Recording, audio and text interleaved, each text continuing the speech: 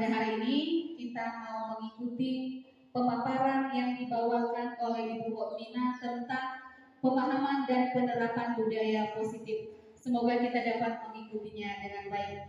Acara selanjutnya kami persilakan kepada Kepala Sekolah untuk memberikan kata sambutan.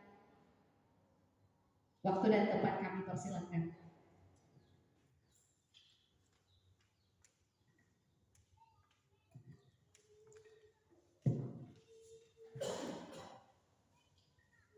Baik, selamat siang buat kita semuanya.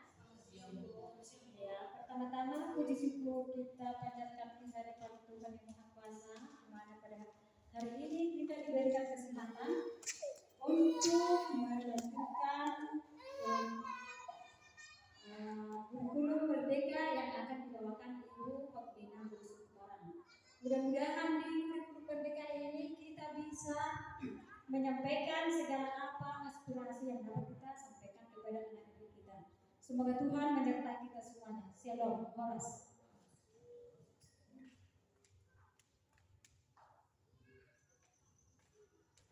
Acara selanjutnya kita masuk ke pemaparan tentang pemahaman dan penerapan budaya positif untuk Ibu Hokmina Sumoran. Kami persilakan maju ke depan.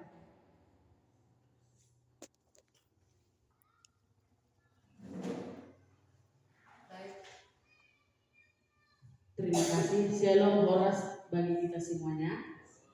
Ya, di sini saya ingin menyebarkan pemahaman dan penerapan budaya positif dengan saya sendiri, Hokmina Situmorang, calon guru penggerak angkatan 8.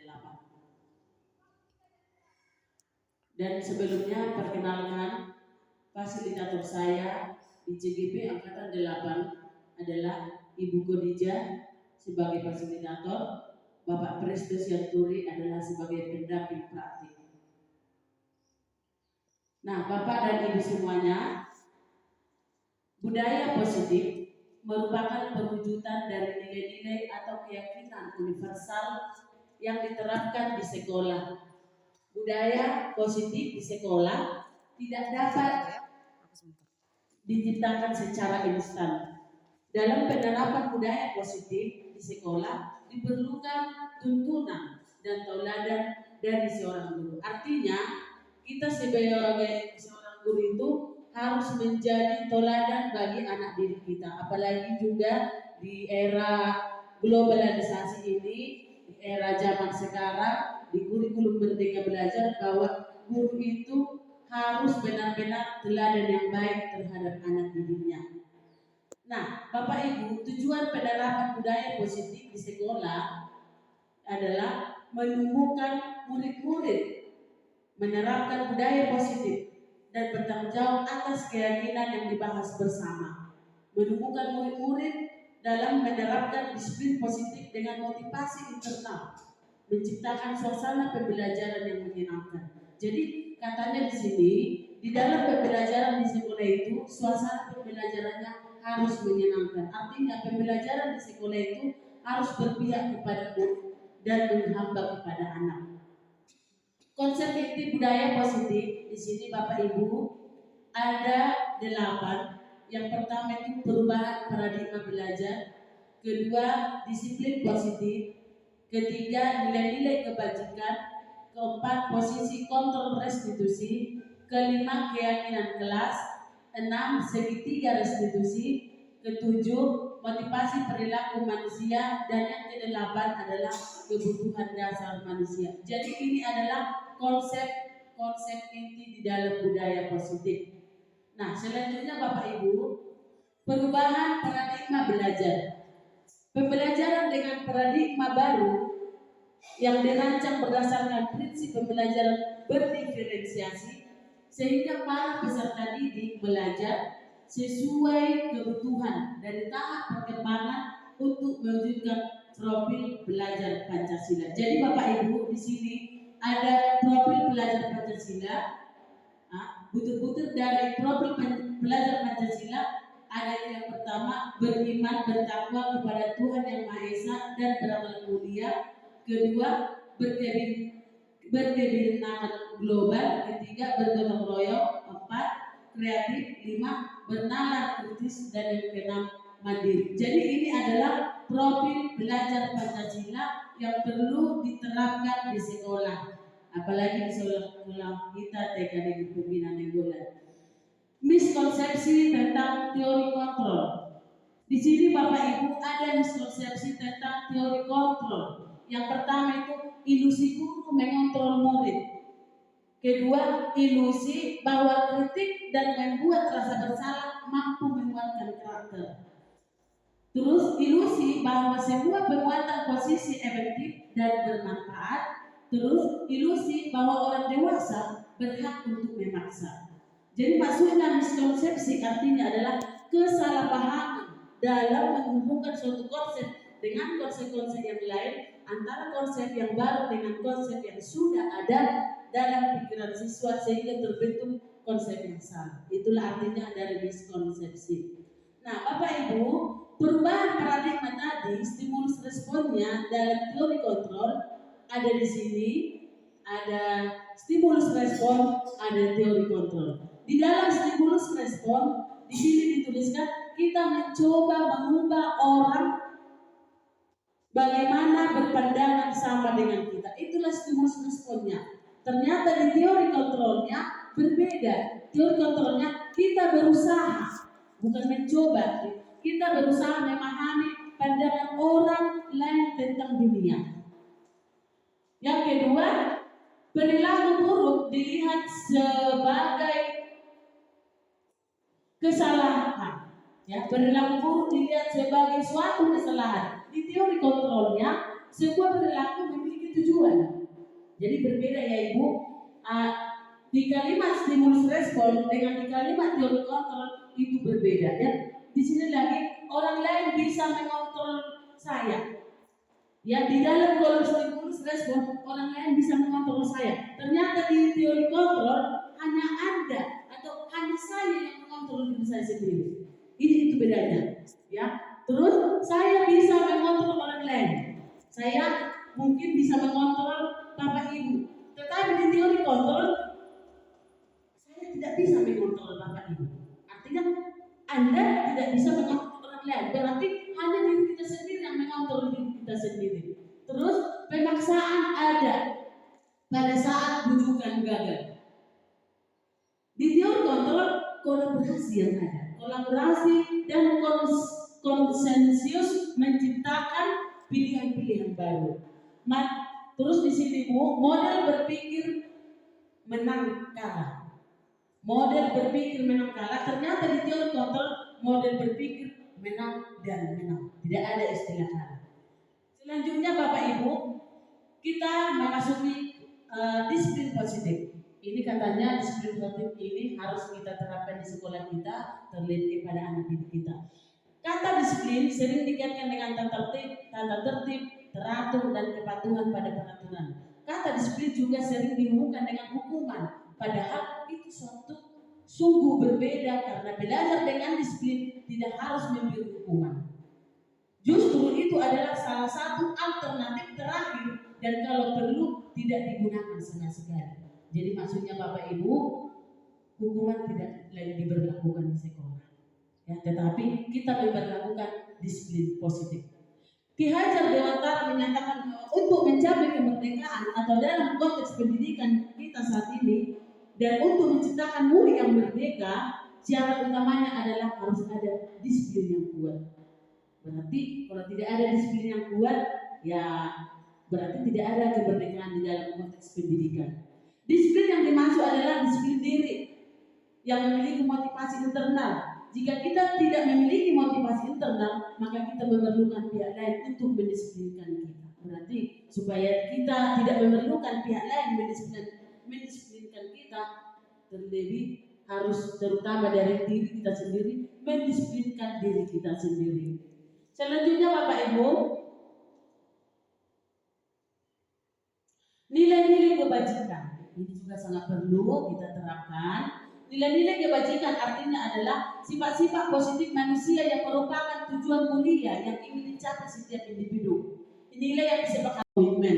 Di dalam keterampilan hidup dapat dipercaya, lurus hati, pendengar yang aktif, tidak merendahkan orang lain, dan memberikan yang terbaik dari diri. Selanjutnya, di dalam motivasi perilaku manusia, ternyata ada motivasi perilaku kita manusia, Bapak Ibu. Motivasi perilaku manusia itu ada 3. Yang pertama, untuk menghindari ketidaknyamanan dan hubungan. Mungkin anak didik kita tumbuh selama ini kita perhatikan itu. Ada motivasi anak didik kita menghindari ketidaknyamanan dan hubungan. Murid melakukan disiplin diri karena takut dihukum. Ada itu. Murid melakukan disiplin karena takut dihukum. Ini adalah tingkatan terendah.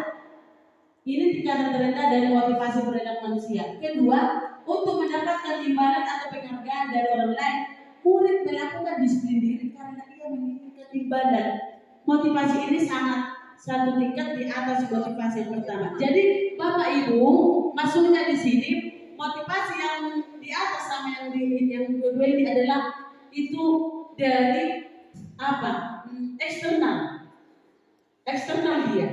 Yang dua ini adalah motivasi eksternal. Ada anak melakukan disiplin takut dihukum. Ada anak melakukan disiplin karena menginginkan imbalan. Sebenarnya itu tidak bagus, tidak baik.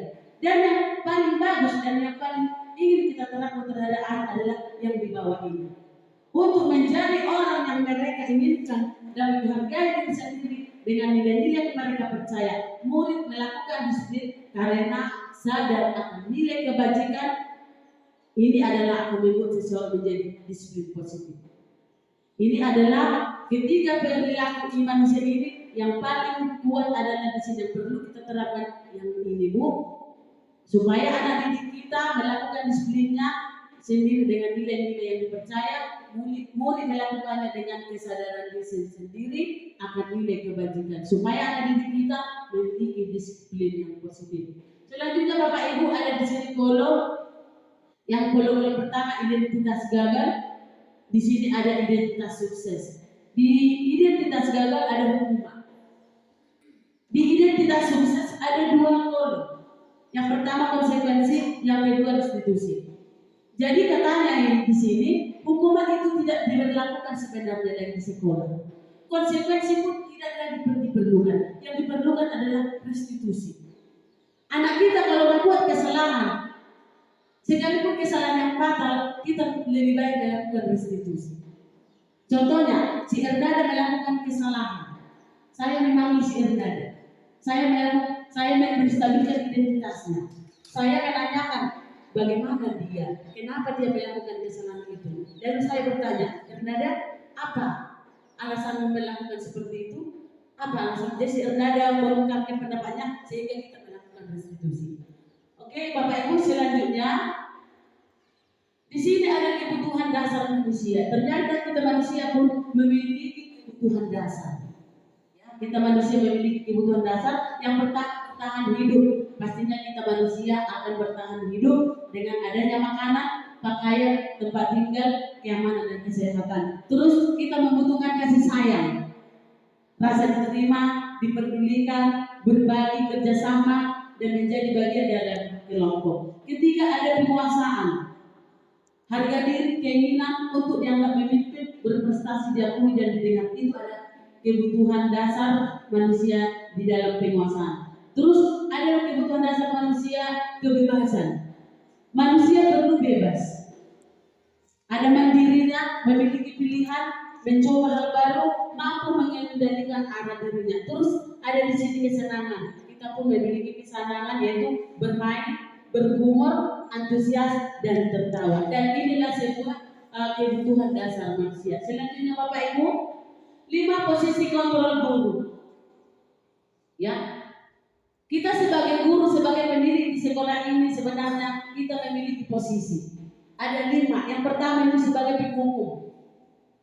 Guru melakukan ini ada dasarnya. Kedua, pembuat rasa bersalah. Ketiga, sebagai pemantau. Keempat, sebagai teman. Kelima, sebagai manajer. Dari kelima ini Bapak Ibu, yang harus kita lakukan, yang harus kita terapkan adalah sebagai manajer. Ini yang perlu kita pelajari, kita terapkan di sekolah sebagai manajer. Selanjutnya Bapak Ibu,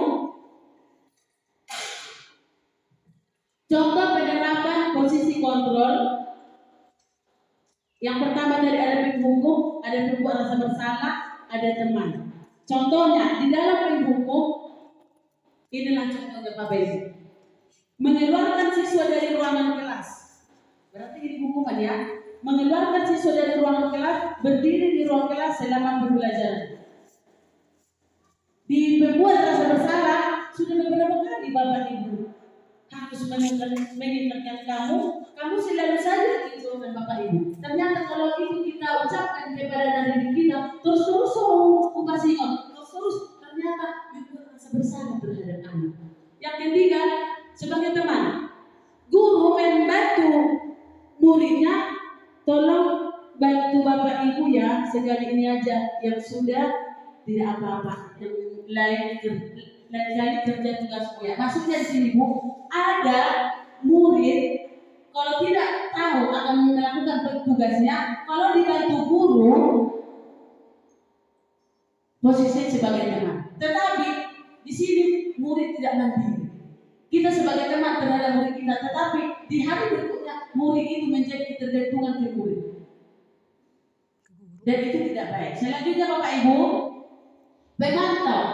Kamu sudah tidak mengerjakan tugasmu, kamu tahu konsekuensinya. Setelah belajar ini, kamu tinggal di kelas untuk mengerjakannya. Kalau kita bilang seperti itu terhadap anak, berarti kita sebagai pemantau. Dan itu sebenarnya tidak baik juga terhadap anak kita. Yang baik adalah ini, sebagai manajer. Apa kamu tahu kesalahanmu? Bagaimana kamu memperbaiki kesalahanmu? Jadi di sini anak sadar apa kesalahannya, apa kekurangannya. Itu ya Bapak Ibu. Oke Bapak Ibu, selanjutnya keyakinan kelas. Di kelas Ibu Epi sebenarnya sudah ada keyakinan kelas. Saya salut di kelas besar sudah melaksanakan keyakinan kelas. Di keyakinan kelas sebenarnya itu sangat perlu kita laksanakan di dalam kelas kita. Dan di sini dibilang mengapa keyakinan kelas? Mengapa bukan peraturan sekolah atau peraturan kelas. Selanjutnya Bu, keyakinan kelas adalah nilai-nilai kebajikan atau prinsip-prinsip universal yang disepakati bersama secara universal, lepas dari latar belakang suku, negara maupun bahasa maupun agama. Menurut Gosse, suatu keyakinan akan lebih memotivasi seseorang dari dalam, seseorang akan lebih bersemangat untuk menjalankan keyakinannya daripada hanya sekedar mengikuti serangkaian aturan. Pembentukan keyakinan kelas. Ada di sini beberapa pembentukan keyakinan kelas ya Bapak Ibu ya. Maksudnya kalau keyakinan kelas itu bersifat abstrak, ya. Keyakinan kelas bersifat abstrak. Oke, lanjut Ibu. Segitiga restitusi. Restitusi adalah proses menciptakan kondisi bagi murid untuk memperbaiki kesalahan mereka sehingga mereka bisa kembali pada kelompok mereka dengan karakter yang lebih kuat. Ciri-ciri restitusi yang pertama, bukan untuk menebus kesalahan, namun untuk belajar dari kesalahan. Terus yang kedua, memperbaiki hubungan.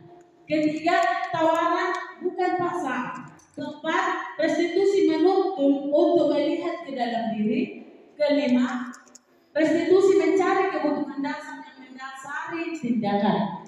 Keenam, restitusi diri adalah cara yang paling baik untuk memperbaiki diri.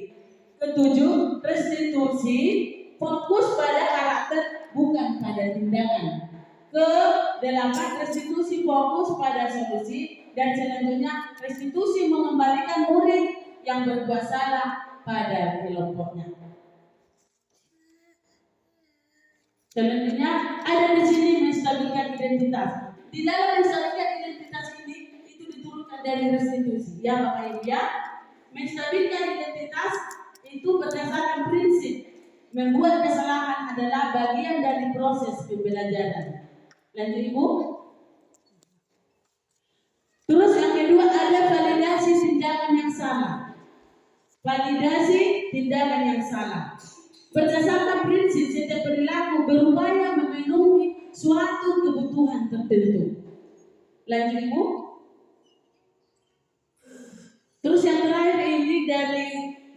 setiap institusi tadi menanyakan keyakinan. Kalau kita sudah menstabilkan identitas anak, kita melakukan tindakan yang salah, lalu menanyakan keyakinan, yaitu berdasarkan prinsip teori bahwa pada dasarnya kita termotivasi secara intrinsik.